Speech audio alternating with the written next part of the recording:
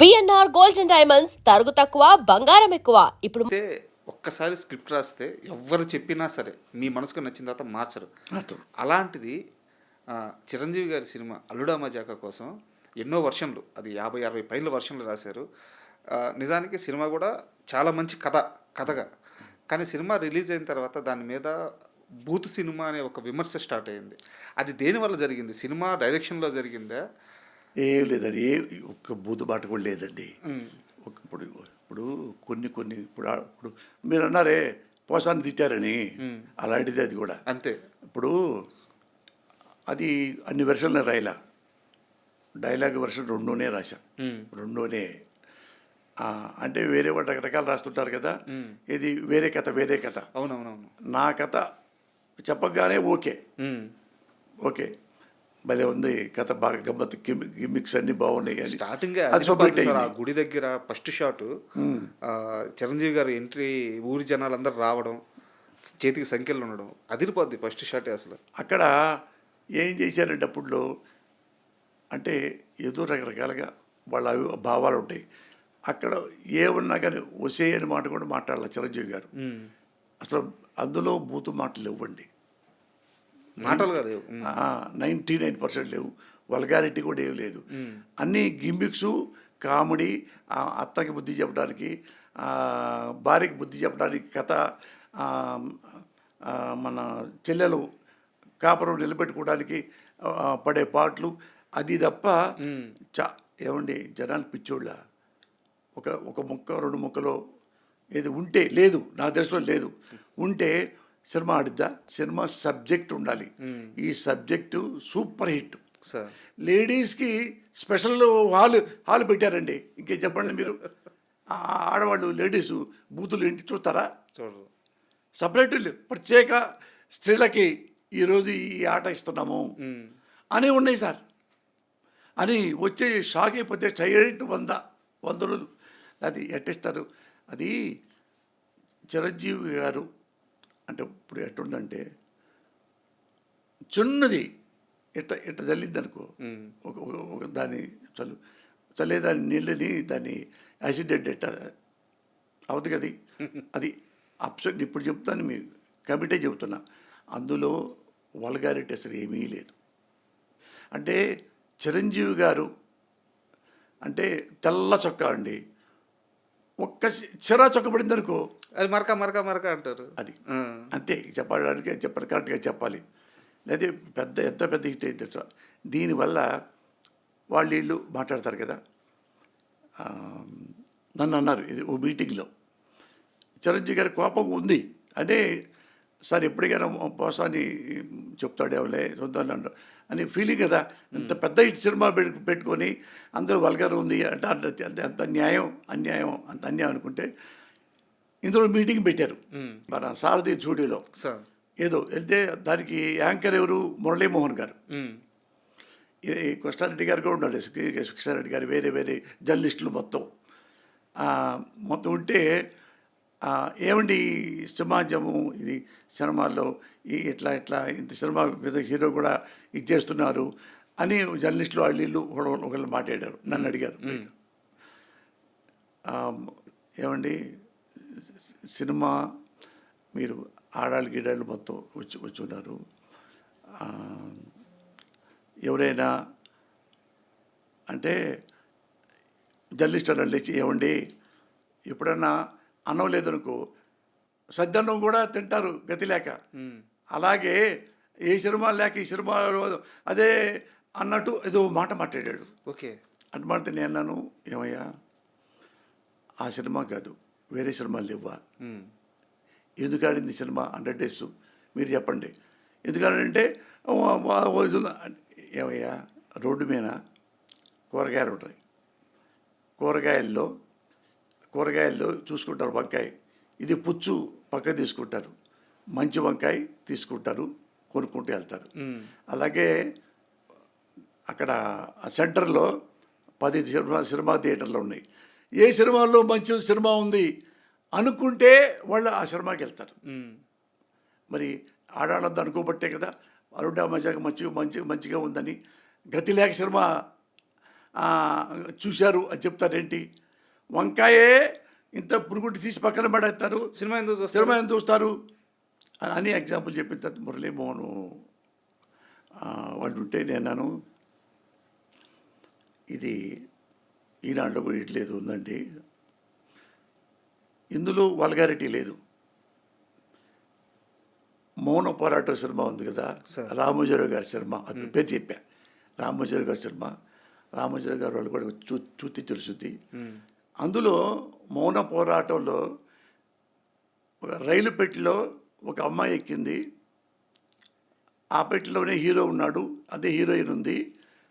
ఉంటే పైనుండి అది ఆమె తేనె తుట్టు ఉంది, తొట్టెలోంచి తేనె హీరోయిన్ వీపు మీద, గిరిజన అమ్మాయి వీపు మీద పడుతుంటే హీరోయిను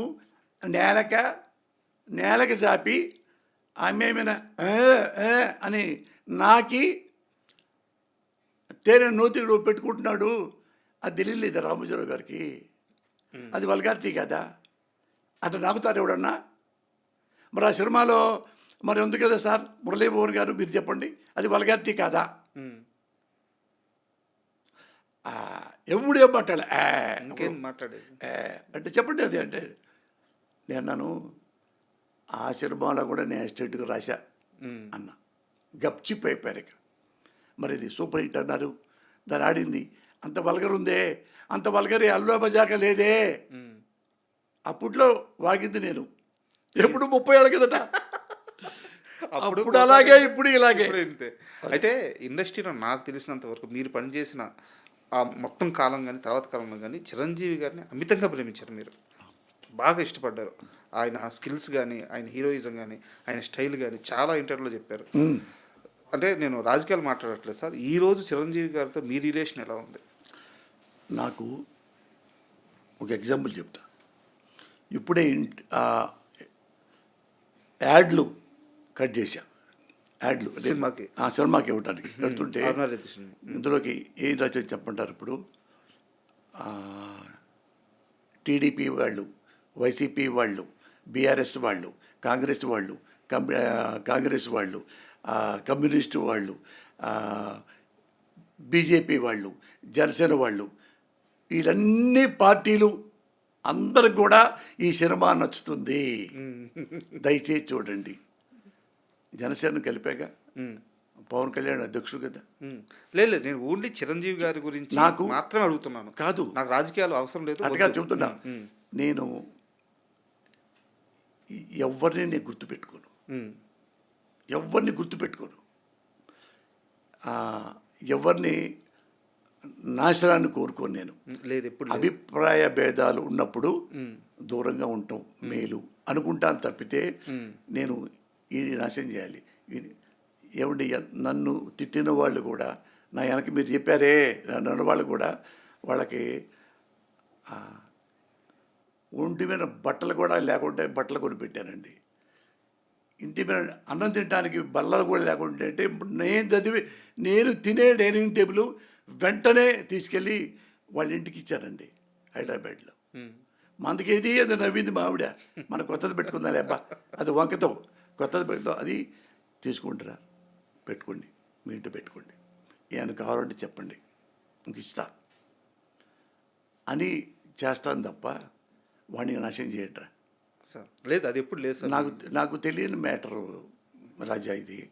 అంటే అందుకనే మేము బాగుంటాం. మనసులో ఇష్టం అలాగే ఉంది చిరంజీవి గారి మీద. కాదు, చిరంజీవి గారు నన్ను ఏం చేశారు చెప్పండి ఆయన్ని ద్వేషించడానికి? అంటే నాకు ఒక అభిప్రాయం ఉంటుంది, ఆ అభిప్రాయాన్ని చెప్తాను, అది నచ్చనప్పుడు నేను ద్వేషిగా మారిపోతాను. అది అంతవరకే కానీ అంతవరకు నాకు ఆయన నన్నేం చేశారు పాపం. ఇప్పుడు ఆయన కూడా మాట వస్తే ఎప్పుడు నవ్వుతాడు తప్ప ఆయన ఎవరి ద్వేషాన్ని కోరుకోవడానికి నాకు తెలుసు సార్. ఎవరి ద్వేషాన్ని ఏమండి, ఆయన పద్ధతులు అతను ఉంటాయి, నా పద్ధతులు అతను ఉంటాయి. అతని పద్ధతి ఏంటంటే, మీరు ఇప్పుడు వెళ్ళండి, ఎవరైనా సరే నువ్వెవరు అండవు, ఎవరు ఓ జర్నలిస్ట్ గారా రండి ప్లీజ్గా మాట్లాడతారు తప్ప ఎప్పుడు అవమానించి ఎవరిని ఈ రోజు వరకు పంపించి ఎరగడం సార్ మేము చూసి ఎరగం. మ్మ్. క్లీన్గా ఉంటాడు, ఫ్రెండ్లీగా ఉంటాడు. అది దురదృష్టం. అంటే రాజకీయాలంటే నథింగ్ బట్ సర్వీస్. ఈ సర్వీసు ఇందులో పెట్టే డైలాగ్. ఈ సర్వీసు రకరకాలుగా ఉంటాయి. మ్మ్. అందుకని కొంతమంది రాజకీయాల్లో ప్రజాసేవ కోసం వస్తున్నారా, వ్యాపారం కోసం వస్తున్నారా అనేది కథ ఇందులో. సార్ సో పెద్ద సబ్జెక్టే తీసుకున్నారు, చిన్న సబ్జెక్టే. కానీ చాలా చాలా లోతుండే సబ్జెక్ట్ కదా సార్ రాజకీయం అంటే.